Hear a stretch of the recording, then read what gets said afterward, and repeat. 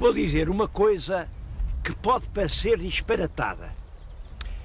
É isto. Se o nosso planeta tivesse bexigas, as bexigas chamavam-se vulcões. O que está diante de nós é exatamente uma cratera do que já foi um imenso vulcão que eu penso que estaria em atividade há cerca de 1000 anos. Bom, 1000 anos é muito tempo, mas olhem que já há 1000 anos se começava a dizer uma palavra, a palavra Portugal. É claro que foi daqui que escorreram as lavas, foram por essas ladeiras abaixo, correram para norte, correram para sul e acabaram por formar uma ilha mais ou menos circular. Tem exatamente esta cratera no meio e que é hoje a Ilha do Faial. Venho aqui porque esta cratera tem uma história que eu penso que talvez seja única no mundo. Única no mundo. Quem viesse aqui há 40 anos, o que via era um grande lago. Um lago de águas azuis, profundas, o lago da cratera. Simplesmente, quando lá embaixo, aliás longe, a 12 quilómetros daqui, rebentou o vulcão dos Capelinhos, aconteceu uma estranha coisa. Mas acho que para contar essa coisa é melhor irmos lá abaixo aos Capelinhos.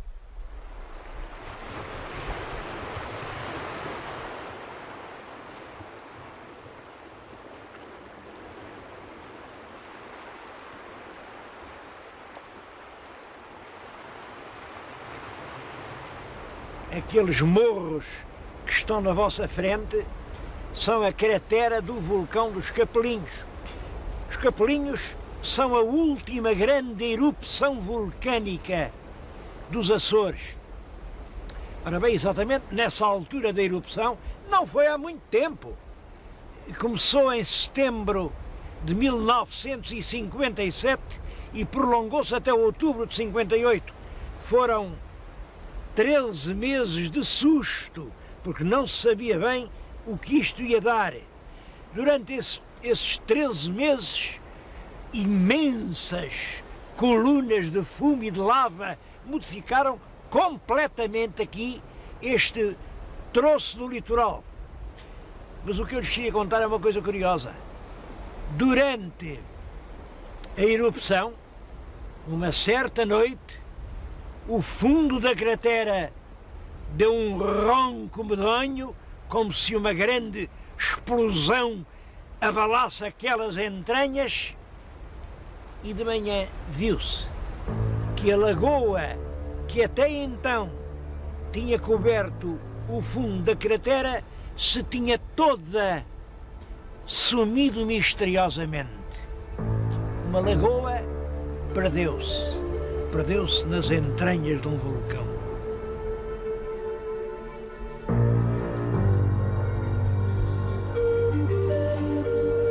Esta ilha do Faial foi povoada logo nos meados do século XV, aí por 1450.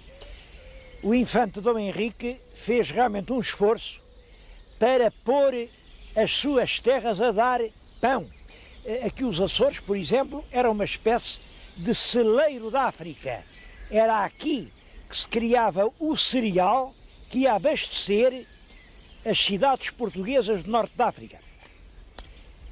É claro, ele teve dificuldade em arranjar trabalhadores e, concretamente, para os dirigentes, para os empresários desse esforço, em vários casos, recorreu a estrangeiros.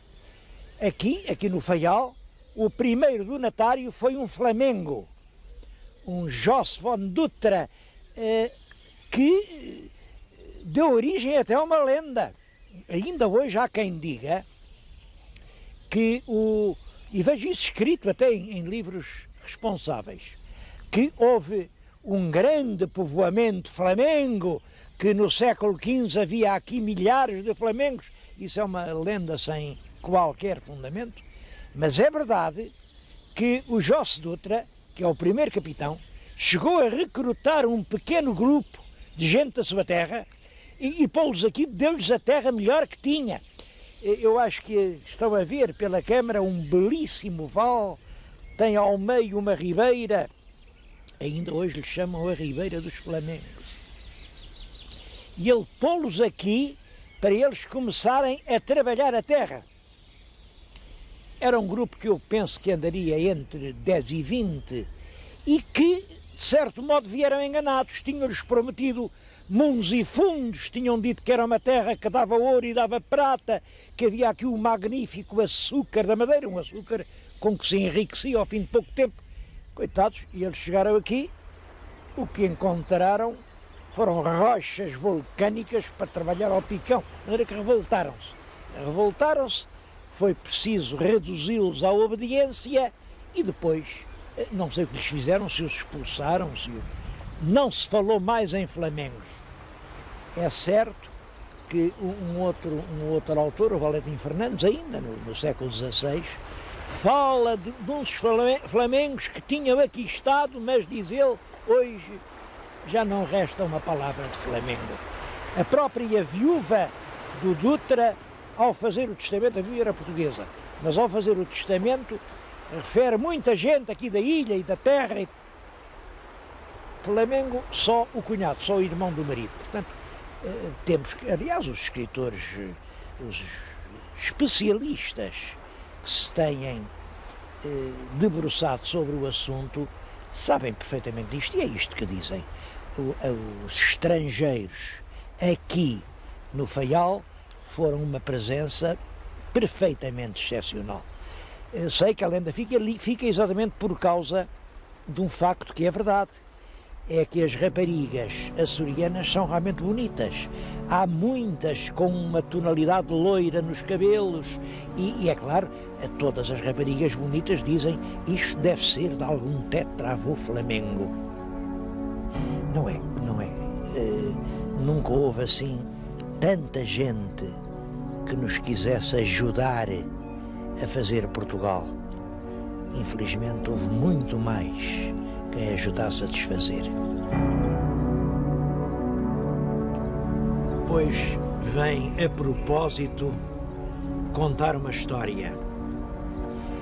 No dia 26 de setembro de 1814, numa altura em que a Inglaterra estava em guerra com os Estados Unidos, entrou aqui no Porto da Horta e fundeou exatamente em frente à muralha deste castelo um navio americano, o Brig General Armstrong. Era um pequeno navio armado em corsário, um navio com 7 peças.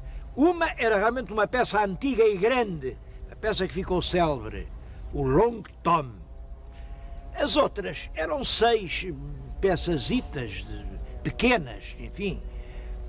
O navio amarrou aqui e, passado pouco tempo, entraram no porto 3 grandes navios de guerra ingleses.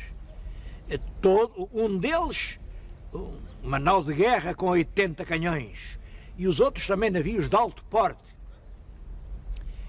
Entraram, fundearam junto do navio americano, diz que é um tiro de pistola, e o navio americano estava aqui a meter a bordo água, géneros, conforme as leis internacionais permitiam, porque Portugal nessa guerra tinha dito que era estritamente neutro, nem pela Inglaterra, nem pelos Estados Unidos. Nós éramos um porto neutral.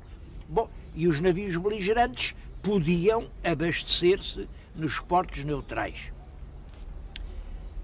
O navio, enfim, ficou, mas mal caiu a noite. Os 3 grandes navios ingleses mandaram para os escaleres forças muito numerosas, centenas de soldados, e os soldados foram assaltar o general Armstrong. Foram assaltar sem êxito, porque o comandante americano, que é o Samuel Rito ficou célebre por isso, desconfiava e tinha os canhões bem apontados e, com os 7 canhões, conseguiu acertar e varrer os escaleres ingleses. Eles eram 12. Ele, é claro, com 7 canhões acertou em 7, só escaparam 5, mas foi realmente uma sangueira. Este porto ficou cheio de cadáveres.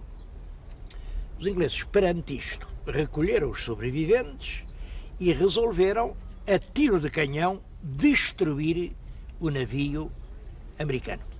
Estiveram, enfim, deitaram granadas sobre ele, até que realmente o comandante americano viu que não podia sair daqui, teve um ato de grande coragem, mandou os últimos soldados com machadas romper o fundo do casco, o navio afundou-se, enquanto os americanos procuraram refúgio aqui na ilha. Bom, isto deu muito que falar, a Inglaterra acabou por pedir desculpa e pagar uma indenização, mas é claro que isto feito aqui diante da bandeira portuguesa, diante de uma fortaleza do rei de Portugal, país aliado e neutro, isto foi realmente uma injúria. Para os americanos foi uma vitória enorme, ainda hoje cantam os marinheiros, aquela história, o pequeno navio de 7 canhões que conseguiu destruir a armada dos 7 navios. Eles não eram 7, mas é assim que canta a cantiga. E um americano veio aqui, no fim do século passado, acho que em 1894, no tempo do rei Dom Carlos, e veio aqui exatamente onde eu agora estou, aqui à esplanada deste Forte de Santa Cruz, da cidade da Horta, que então era uma vila, e viu aqui apontado o Long Tom. Lá estava o canhão célebre. Bom, deu a notícia na América, o governo americano escreve logo para Lisboa ao rei Dom Carlos a perguntar quanto queria por aquele canhão. O rei respondeu que essas coisas não se vendem, mas as armas só servem para fazer amizade e, portanto, que o oferecia.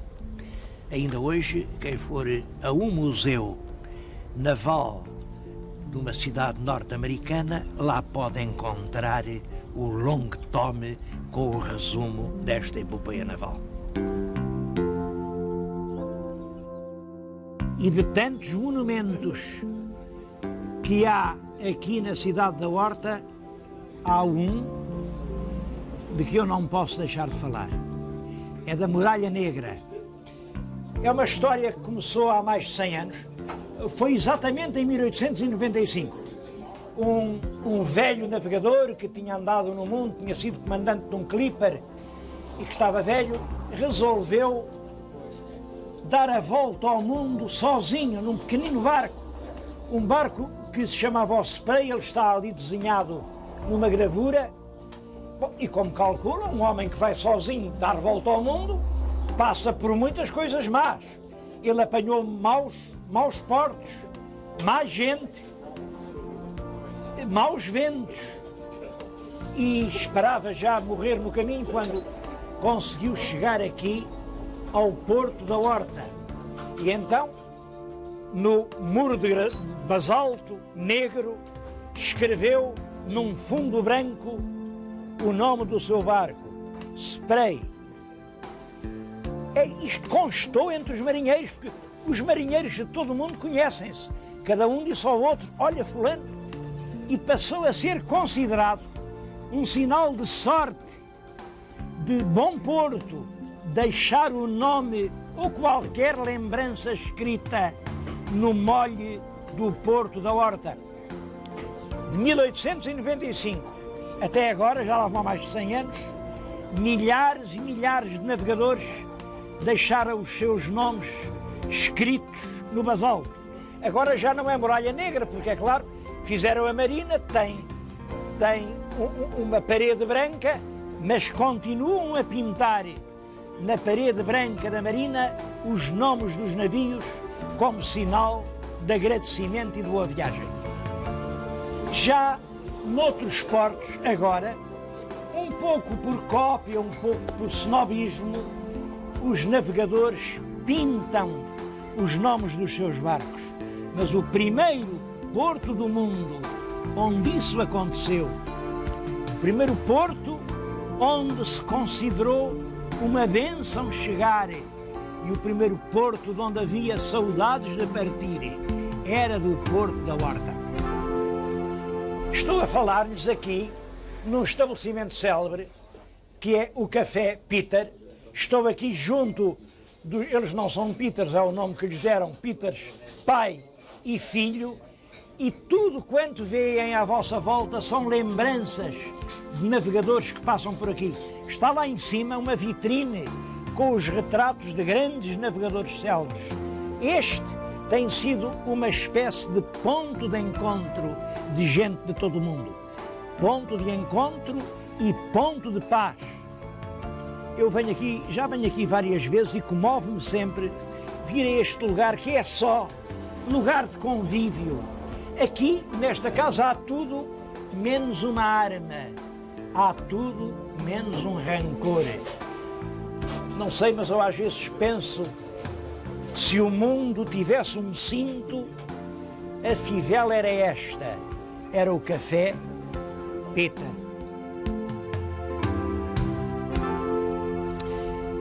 Das coisas realmente bonitas que há aqui nos Açores são os grandes miradouros. Estou aqui na cidade da Horta, este é o mirante da Espalamaca. Claro, vê-se o Faial, vê-se em frente a Ilha do Pico, vê-se mais longe a Ilha de São Jorge. Eu acho que se fixarem bem os olhos, veem mais longe que São Jorge duas espécies de colinas azuis. É a Graciosa. Todas essas ilhas têm que ver, e eu espero neste programa e nos seguintes poder ir a todas elas. Por agora vamos embarcar para o Pico.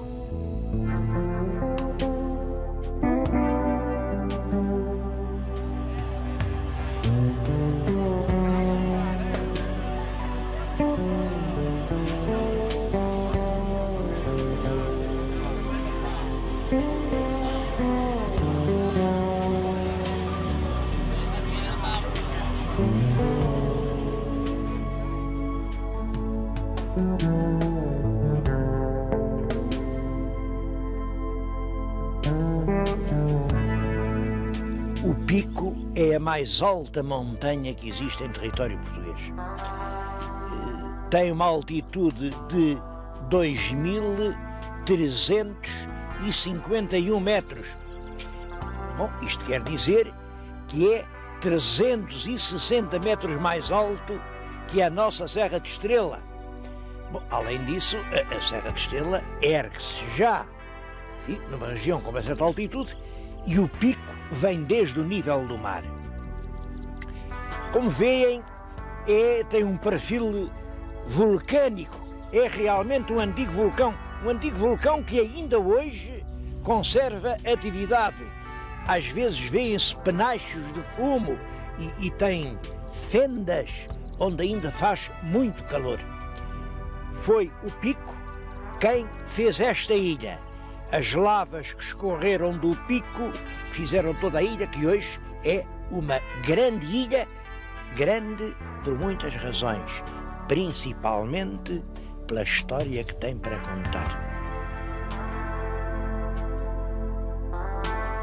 A história da Ilha do Pico começou aqui, neste sítio, a que se chama hoje as Lajes do Pico. Bom, e começou precisamente por causa das lajes. A grande dificuldade da penetração das ilhas era achar um local onde as embarcações pudessem varar. E estas lajes que aqui vemos serviram de varadouro aos primeiros navios portugueses. Chegaram aqui, os homens treparam. Ao fim de poucos anos, todas estas encostas estavam agricultadas. Ainda hoje se notam lá os degraus.